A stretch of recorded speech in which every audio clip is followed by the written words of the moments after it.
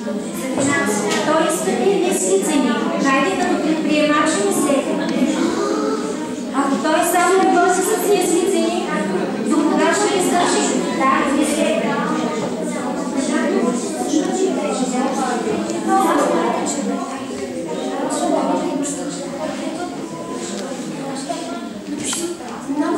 Много добре се започна. Чудесно, продължавайте.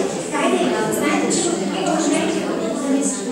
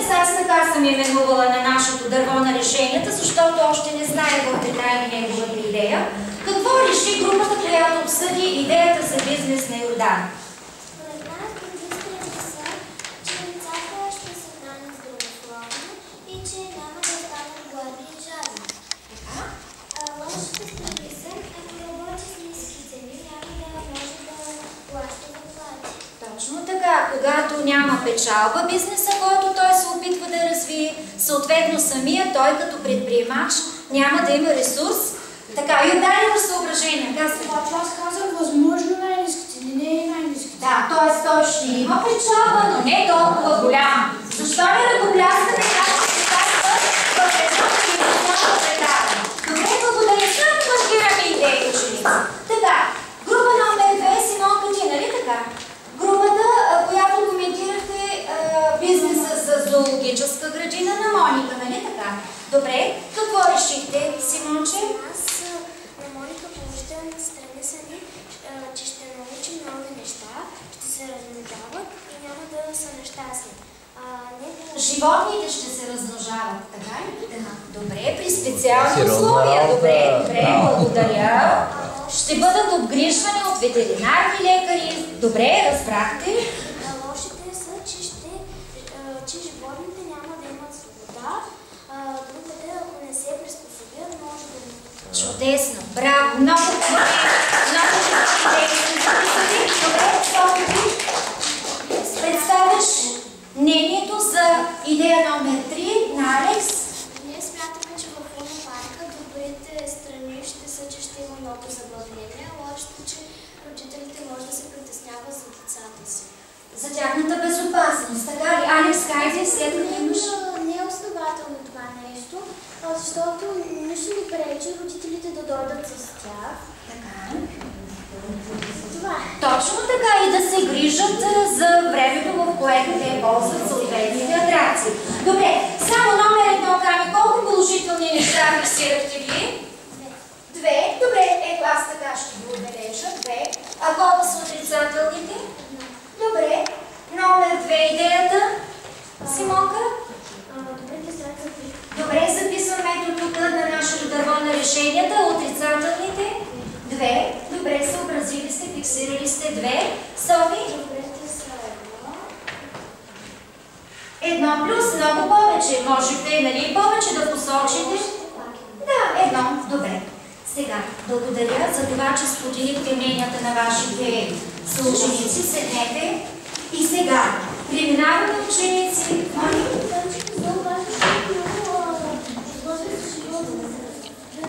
Добре, ето, ти също се опита да се защитиш. Чудесно. Сега, ученици, искам отново да обърнем внимание. Всички наясно ли сте какво трябва да направим след мъничко? Какво решение трябва да вземем? Кой бизнес да развием и да изпълним със съдържание ето този офис на нашата общност. Нали така? Добре. Възможностите, между които избираме, са трите идеи на вашите съученици за хранителен бизнес, за зоологическа градина и за Луна парк. Когато правите вашия избор, трябва да имате предвид резултатите, предполагаемите последствия от бизнеса, който ще бъде развит от вашите съученици. Разбрахте ли всички какво предстои? Добре, сега, понеже Велислава беше предварително избрана за председател на комисията за провеждане на изборите и ще кажа, колеги, защо предварително, Вили? Защото ти каква задача имаше в дните преди урока ни? Не, кажи какво беше забранено в класа. В класа беше забранено всички да коментират за кого ще гласуват предварително. Знаеха се децата, но не и техните идеи. Защо беше забранено това? Защото не беше важно детето, не беше важен вашия съученик, а неговата идея. А вие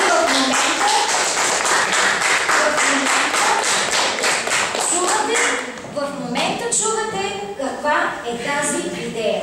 Вили, ти си в изборната комисия и за да бъде нашият избор независим, обективен, ще помоля и господин Алексиев да се включи в тази комисия за провеждане на изборите, за да бъдат те...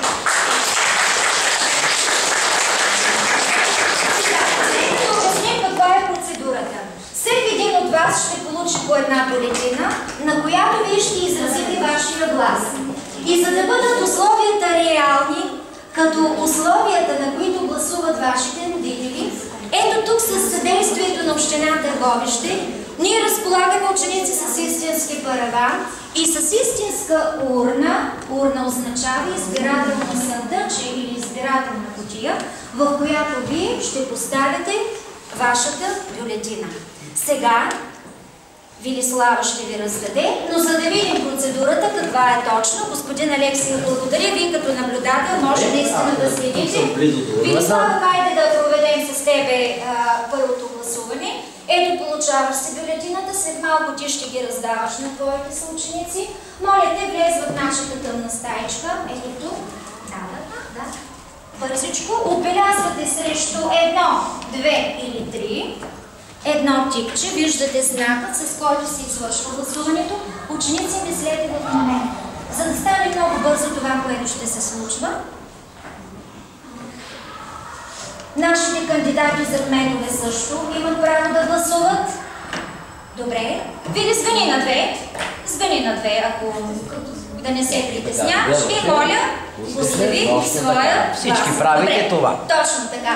Аз предлагам да направим гласуването по азбучен ред, но преди това, бързо, Йордане, призови. За какво да гласуват учениците за теб?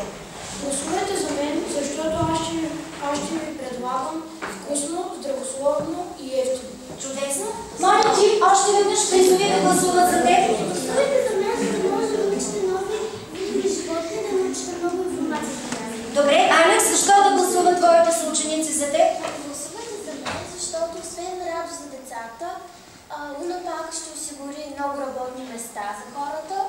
И това е един мащабен бизнес, с който ще привлечем много туристи. Чудесно. Хайде, понеже ти си номер 1, или? Давай. На Алекс, бързичко. Хайде тази процедура раздаваш на твоите съученици. Влез вътре. Да, вътре. Така, Вили, моля те, подпиши се през това време, че си гласувала. Така, ти си гласувала. И понеже всеки човек има право само единствен път да гласува, ето ти получаваш стикер, че вече си гласувала. Добре, бързичко, следващия. Ти следи за гласуването да стане Алекс, подпиши се, моето. Господин Алексий се влиза в функция. Добре, дай ми бързичко. Да.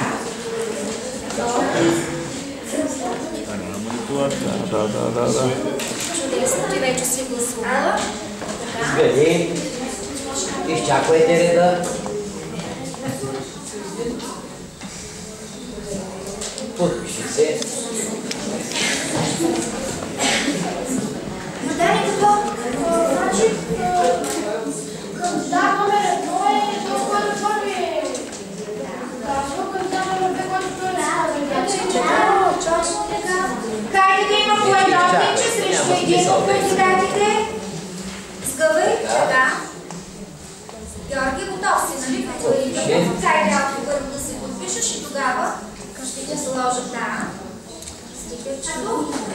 Добре, благодаря ти за наградата. Изчакай да излезе, да се пусне и тогава. Все едно прави действителни избори.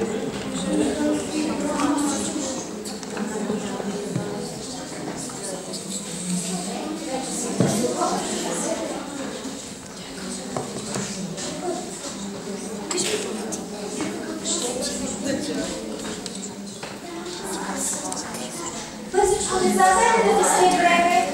Знаете колко ни е ценно времето, добре? Настанявай се на мястото си. Така. Процедурата можете да гласувате вече. Да, готови са.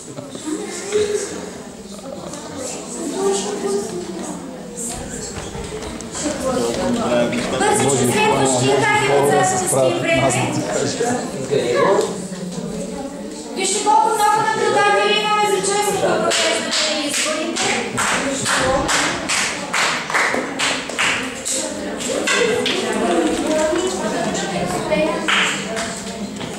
Йордане! Гласуват. Бързичко. Йордане, успех! По време на гласуването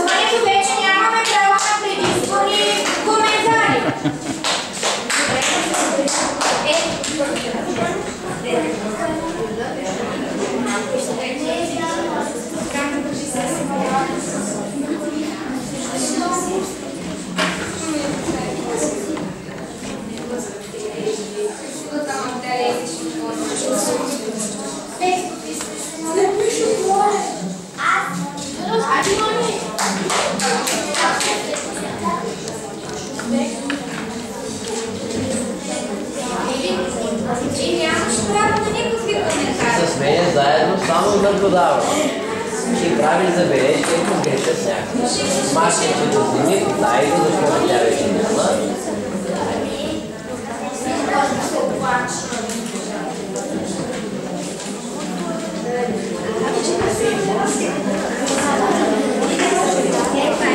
Айде, Петко, тук приеш пастата.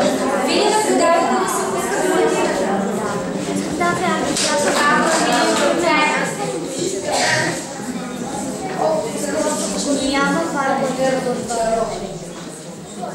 Със сигурност двама от кандидатите ще бъдат разочаровани. Какво се да ги успокоявате? Ще ги успокоим спокойно. Кажете им, Ще намерите вариант да ги успокоим. Петко път се чудая твоето ученица. Пусна ли си? Добре, послушай се, ако обичаш, моли Мария. Да, ще коментираме много неща.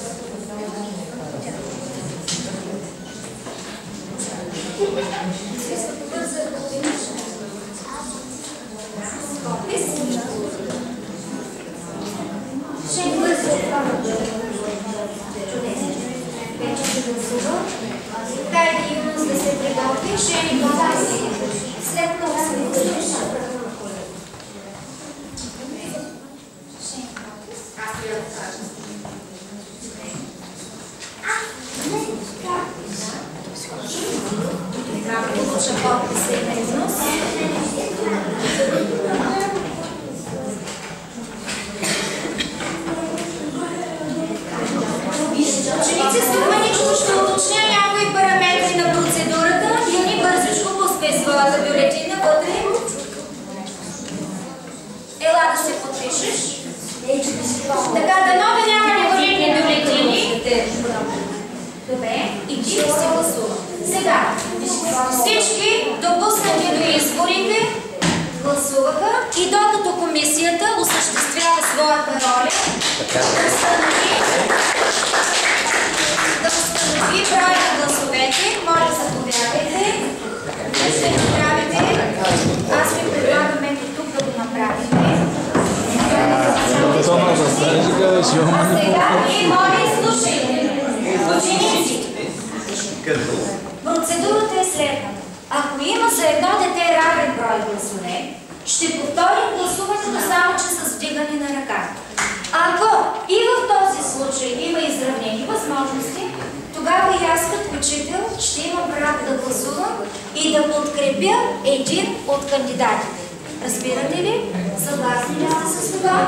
Сега внимавайте. Комисията за провеждане на изборите и за обявяване на резултатите има много важна и отговорна задача.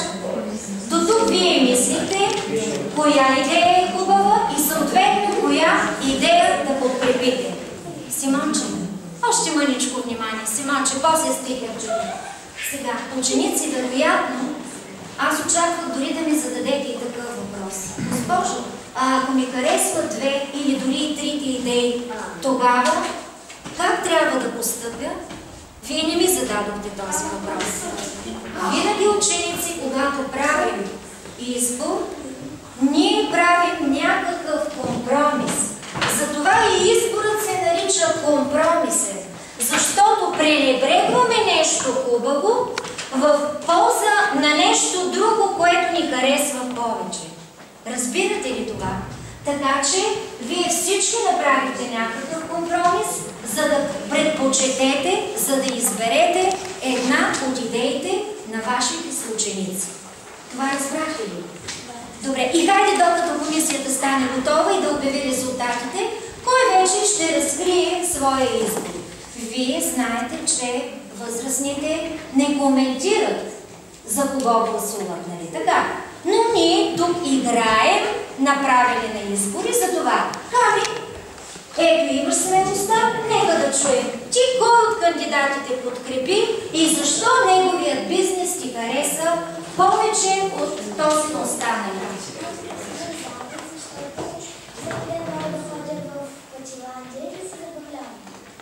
Ето ти си подкрепила идеята на кандидат номер 3.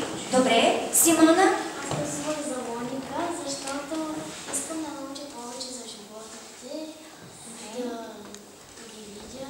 За всички жизнени процеси, нали, хранене, дишане, размножаване, нали така, Мони? Добре? Анил?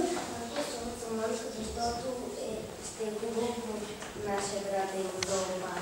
Ще е хубаво в нашия град да има зообан. Ученици, аз съм ви казвала, но ще повторя, когато аз бях ученичка. В нашия град, в Търговище, имаше зообан. Да, имаше. Георги, ти коя идея подкрепи? Аз гласувах за Йордан, защото на мен ми дават много пари, а той каза, че ще е ефтино. Добре, страхотно. Много добре, Георги. Ето ти едно практическо решение. Аз съм сигурна, че и идеята за зоопарк и за луна парк ти харесва, нали така, Георги? Добре, но ти си предпочел идеята на Йордан. Петър. Аз гласувах за Йордан, защото всичко е ефтино и здравословно. А има ли отношение това, че Йордан ти е приятел, Петър? Не. Със сигурност водещото при твоя избор, водеща е била идеята, така ли? Добре, Ани? Аз гласувах за Ани, защото ми е много приятно да забавлявам в пътуване. Ще ти бъде много приятно. И Йозлем да чуя. Аз също гласувах за Йордан, защото, както каза Георги, не всички деца имат възможността да дават много пари, когато е ефтино, ще може да вземат това, което искат. Добре. С по-малко средство да задоволява това, от което има нужда. Ученици, мъничко преди да дойдем в този урок, първия час с вас по учебна програма имахме човекът и обществото. И една от задачите, която трябваше да изпълним по учебния предмет човекът и обществото, е именно по темата Република България за връщане към демокрацията. На страница 51 всички ви имахте подобна задача.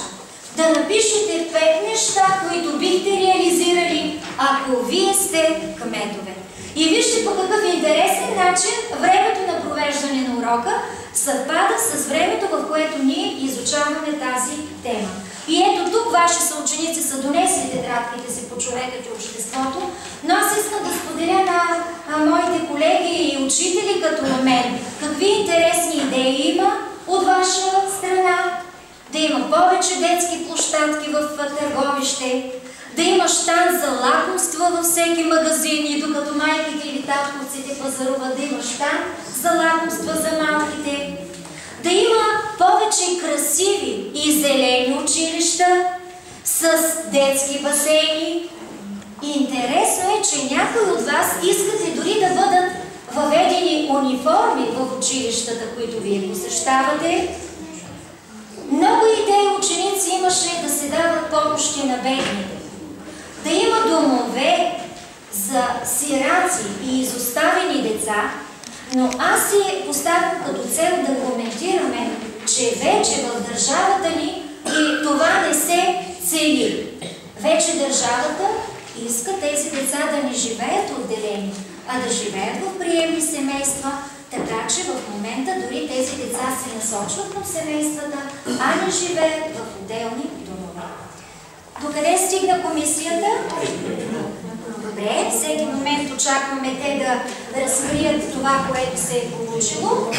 И сега аз използвам времето. Ученици намериха вкъщи ето този стикер, който от едни предишни избори, преди няколко години проведени в България.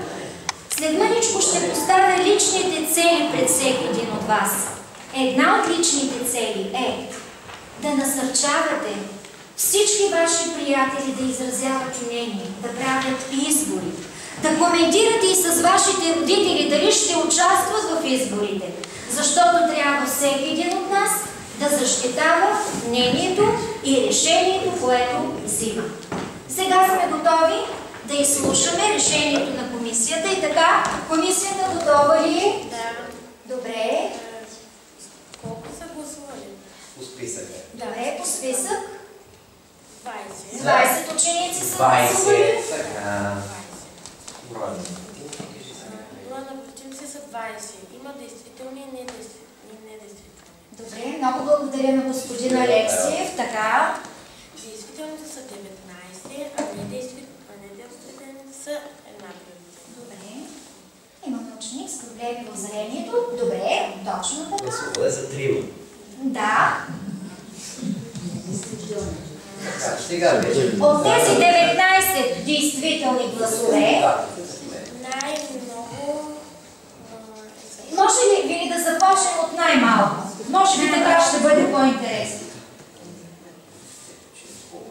Кандидат за кмет номер 3 е събрал 5 бюлетини. Добре. Добре. Кандидат номер 2. Това е Моника, нали така? Моника е подкрепена от 5 ученици. Добре. А кмет номер 1 е с 9 гласа. Така. Кмет номер 1. Това е Йордан. Добре. Хайде бързичко да направим сметка. 5 гласа за Моника, 9 за Алекс, 14. За Йордан са 9. За Йордан са 9. Добре. Да изчислим колко са за Алекс. Това целя в случая. 5 и 9, 14. И също 5 гласа има за Алекс. Добре. С изравнени възможности. Добре.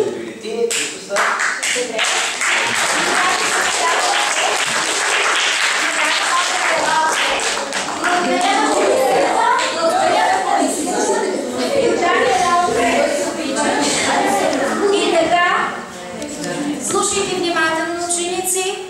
При такъв вид гласуване, което е също начин за взимане на решение, мнозинството решава кой да бъде окончателният избор. Мнозинството показва как са гласували повечето от вас и повечето от вас са подкрепили идеята на Йордан за бизнес, хранителен бизнес, нали така? И за това, след като комисията обяви какви са резултатите от гласуването, Йордане, обявяваме, че ти ставаш кмет. Ето, както е на нашите снимки. Получаваш ето тази символична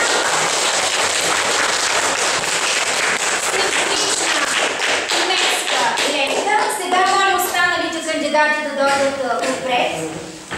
Йордане, какво ще направиш след като ти вече си излъчен за победител?